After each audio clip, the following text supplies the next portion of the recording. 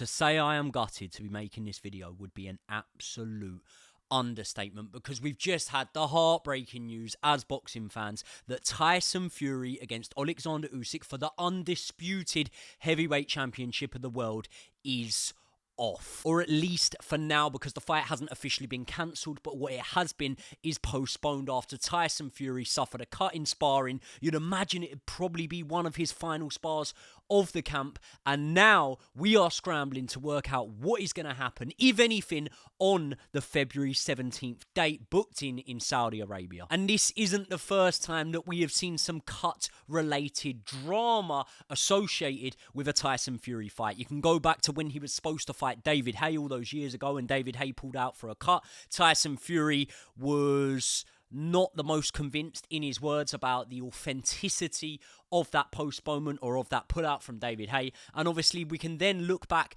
and remember that Tyson Fury suffered a cut of his own on the same eye, by the way, when he fought Otto Wallin. Obviously Otto Wallin, a lot of viewers that maybe only started watching boxing recently will associate with his defeat at the hands of Anthony Joshua at the back end of last year in Saudi Arabia. And that performance from Anthony Joshua raised a lot of questions about where AJ is in comparison to where Tyson Fury is, because a lot of people would be able to look back at Tyson Fury's fight with Otto Wallin and say, well, Tyson Fury really struggled with this guy and AJ dismantled him. And although some people such as myself may believe that styles make fights and that can just happen in boxing, there was some sort of weight to the argument that when you look at the way that Anthony Joshua beat Otto Wallin and the way that Tyson Fury struggled with Otto Wallin, some people were suggesting that maybe that puts AJ ahead or gives AJ an edge on Tyson Fury. But what I would say looking at that is I'd look at the Otto Wallin fight and I would imagine that Tyson Fury looks at that fight and thinks, do you know what?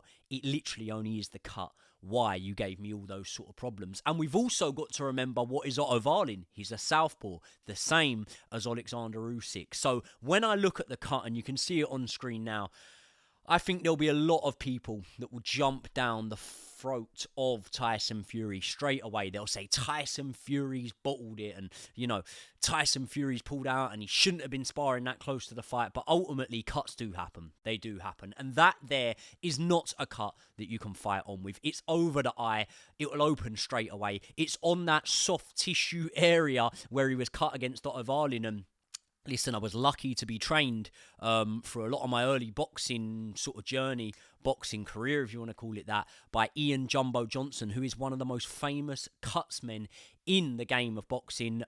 He did Tyson Fury's corner, not for the fight against Otto Wallin, but definitely against Seferi and I think Pianetta. He's done a lot of big cuts. There was a Ryan Burnett fight where he got cut in the Super Series that I think was in Saudi as well, and Jumbo did the cut for that, and Jumbo knows about cuts.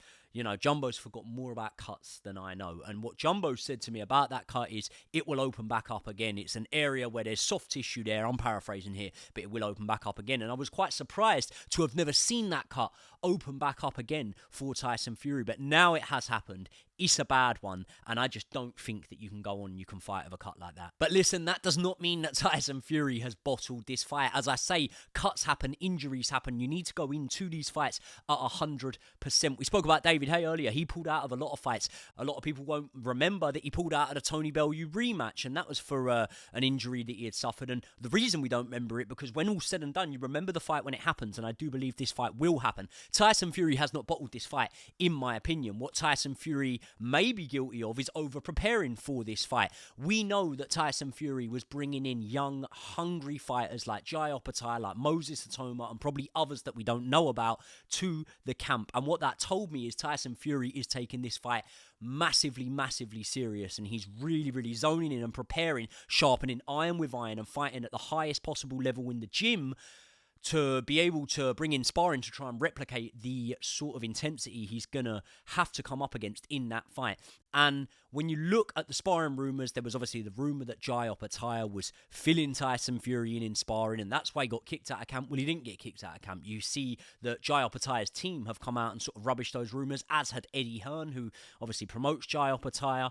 And then you've got Moses Atoma in the camp. Tyson Fury has often brought good guys in to the camp for sparring, Tyson Fury himself went out to Dusseldorf and sparred against Vladimir Klitschko for one of his fights. I can't remember what one it actually was, but he knows about having hard guys, tough guys in the camp. He had Joe Joyce in the camp before. He has had a lot of top heavyweights in and out of his camp. I've read his autobiographies, and there's names that aren't coming to my mind right now, but Tyson Fury's had a lot of top heavyweights in and out of his camp, so this was nothing new. I think that he does like to have that intensity in the gym to be able to prepare him for those fights, and you look at the fact that Fury was already staying out in Saudi long before the fight, you know. Look at the shape that Tyson Fury was in. Now, he posted this picture on his Instagram just in the last couple of minutes, really, and that's some shape that we're seeing Tyson Fury in there, and that tells me that Tyson Fury was coming into this fight looking to be light, and then you would think stylistically would be looking to use his feet early on against Oleksandr Usyk. I do think that we were going to see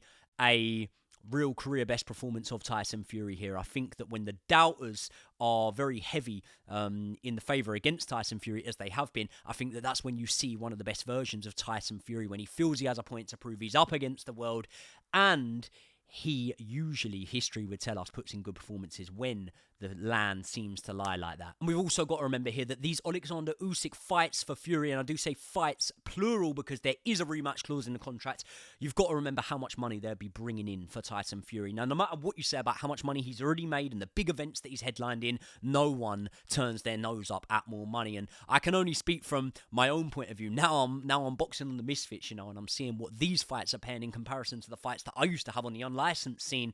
Believe me, you do think about the money. The money is important, and I do think that the money would be way too important for Tyson Fury. What are people honestly going to suggest? What, Tyson Fury's faked this cut here? He's in the Kingdom of Saudi Arabia now. His Excellency has probably seen the cut by now. Trust me, when there's this sort of money and legacy at stake, you don't fake something like this. So now, all we can really do is wait for Tyson Fury's cut to heal up. He's going to have a whole camp again, you know, because the amount of time it's going to take him to spar again, he's going to want at least, 6-8 weeks of sparring after that. So the soonest we're going to possibly see this fight is now the summer. But what does Oleksandr Usyk do in the meantime? Because Oleksandr Usyk has never been a man that wants to sit still and wait on a potential title shot, on a potential payday, on a potential fight. Oleksandr Usyk likes to keep busy, and if he does keep busy, we're hearing that potentially it could be against a top heavyweight, because Michael Benson, any of you guys on Twitter that follow boxing will know Michael Benson, he has tweeted saying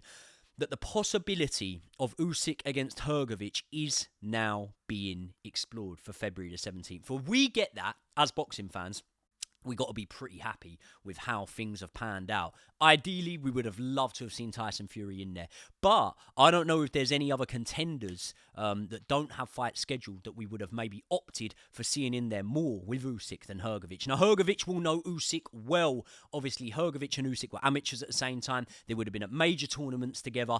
And Herovic will have watched Usyk closely, knowing that this is going to be one of the top dogs in the division, one of the guys that he could potentially be boxing. Herovic fought recently against Mark Demori. You can't learn anything from a fight against Mark Demori, but Herovic will have significant advantages over Usyk. They may have even sparred, you know. They may have even sparred. Did they fight in the amateurs? I'm pretty sure they didn't. They may have even sparred, because I know that both of them were brought in by the Klitschkos at certain times. And obviously, Herovic is a man that can pose a lot of threats to Usyk, you know. Listen, in this heavyweight era, everyone's getting beat, by the way. Everyone's getting beat at some point. I'm a massive Tyson Fury fan. Anyone that knows me knows what a big Tyson Fury fan I am. But even Fury will be beat at some point if he boxes long enough. If Usyk boxes long enough, he will be beat. And in the heavyweight division, the power and the strength of fighters and the weight distribution, you know, the weight difference and imbalance in certain fights is so much more than any other division that the skill gap sometimes can be breached by that power and by the way that any fight can end so quickly. So Oleksandr Usyk will be beat himself. If you think that Oleksandr Usyk's the man in this division, believe me, he will be beat. He might be beat by someone who had no right to beat him, and then they'll rematch like we've seen in the past of the heavyweight division, and, you know, Lennox Lewis avenging defeats, I should say, and other fighters there. But Oleksandr Usyk will be beat, and this is a risky fight for him to take. But I do think that Oleksandr Usyk has a commendable mentality, a warrior-like mentality, and he wants to fight the best and prove himself against the best possible opposition. So, if that is the case, I could see him in with Herovic next, you know. We're looking at Anthony Joshua. He's fighting Ngannou. we know that the belts are important, but the way that the Saudis have come into boxing now, it's almost like, listen, there's belts or money, and I know what one I'd rather have. So I think that Herovic will take the opportunity if given, and I think that that will then help us see Oleksandr Usyk in potentially his hardest fight as a heavyweight, and I include Anthony Joshua, Derek Chisora, or anyone else in that, and that will be a real fight that everyone will want to watch. I think it will save the event. We're supposed to be doing a watch along for it on the Pain Game. I was really looking forward to that, so hopefully we're still doing it, and hopefully they can draft in an opponent. I would like to see Turkey, Big Turk, bring in a really good replacement, which could be Herovic. I'll touch on one more name. And I would like to see some of the money that was going towards Tyson Fury now distributed down the card, and I think that one or two more fights could be added, one or two additions. You know, we've got guys that fought on the last Saudi card, like Frank Sanchez. He could be in a good fight. Him against an Andy Ruiz Jr., something like that. Something could happen here, and I think we've got to keep our eyes on it. If it's not Herovic, I'm going to throw it out there. Some of you will get at me in the comments. I wouldn't mind it being Wilder. I really wouldn't mind it being Wilder. I know Wilder is just, we're thinking, turned down that fight with Zhilei Zhang, but I'll tell you what, I reckon he'd take a fight against Oleksandr Usyk, and him against Usyk, listen, you'd every day of the week say Usyk's a better boxer than Wilder, but if Wilder lets his hands go, he does have that equaliser, and then we can see Usyk in there with someone with that sort of elite power in the heavyweight division. That fight gets me horny.